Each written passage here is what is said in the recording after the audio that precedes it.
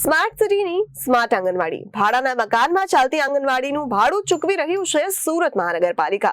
પડેગા India તભી બઢેગા ઇન્ડિયાના સૂત્રને સરકાર શ્રી પ્રોત્સાહન આપી રહ્યા છે। ત્યારે ઉધના ઉદ્યોગનગર રોડ પર 12 મહફતનગરમાં ભાડાના મકાનમાં ચાલી રહી છે આંગણવાડી। સુરતના સ્માર્ટ સિટીની સ્માર્ટ આંગણવાડી ભાડાના મકાનમાં ચાલતી આંગણવાડીનું ભાડું ચૂકવી રહ્યું છે સુરત મહાનગરપાલિકા। પડેગા ઇન્ડિયા તો બઢેગા ઇન્ડિયાના સૂત્ર સરકાર શ્રી પ્રોત્સાહન આપી રહ્યા છે। ઉદ્યોગનગર ઉધના રોડ નંબર 12 માં મફતનગરમાં ભાડાના મકાનમાં ચાલી રહી છે આંગણવાડી। સુરત શહેરનો ભલે વિકાસ થઈ રહ્યો છે, પણ હજી પણ કેટલાક જગ્યા પર વિકાસના અભાવ જોવા મળી રહ્યા છે। સામાજિક અગ્રણી અને સ્થાનિક લોકો દ્વારા નવી આંગણવાડી બનાવી આપવામાં આવે તેવી માંગ કરવામાં આવી રહી છે।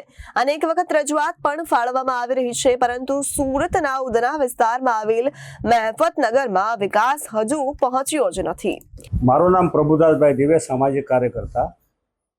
આજે જે આંગણવાડી છે તે જગ્યાએ આવી છે શું બન્યું? આંગણવાડી ઉધના ઉદ્યોગનગર મહાત્મા ગાંધી રોડ નંબર 12 મફતનગર વસાહતની અંદર જે આંગણવાડી જે ચાલે છે એ ભાડાની મકાનમાં વર્ષોથી ત્યાં ચાલે છે।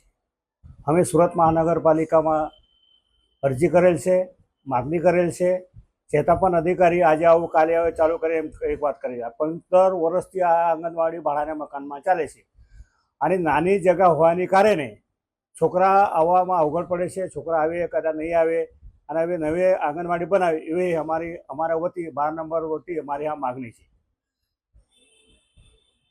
હમણાં કેટલા વખતથી આ જગ્યા આંગણવાડી માટે ફાળવી આપવામાં આવી છે ને કેટલો ટાઈમ સમય થયો? છેલ્લા 1 વર્ષથી આ જગ્યા ફાળવવામાં આવેલ છે। અધિકારી સર્વે પ્રમાણે સર્વે પણ થઈ ગયો છે, જગ્યા પણ બતાવવામાં આવી છે, છતાં પણ આ લોકો કોઈ ધ્યાન નથી રાખતા। મારે કમિશનર તમારા મારફત સુરત મહાનગર કમિશનરને મારી વિનંતી છે કે એક જગ્યા પર સ્થળ પર આવીને આ વિસ્તારને સર્વે કરે તો એમને ખબર પડે કે આ સાચી વાત છે। હાલ આંગણવાડીની પરિસ્થિતિ કેવી છે કે એવા છોકરાઓ નીચે બેસીને પડે છે? હવે છોકરા પેલા ભાડાના મકાનમાં છે, ઉપર પતરા હોય છે, પતરામાં ગરમી હોય, પંખો હોય, પણ ગરમી હોય, ગરમીને હિસાબે લોકો છોકરા વધારે નહીં આવી શકે। આ નાની જગ્યા પછી 10 બાય 5 બાય 10ની જગ્યાની ઉપર કેવી રીતે ચાલશે? આ પ્રોબ્લેમ અહીંયાનું છે। Bureau report Janadesh news Surat.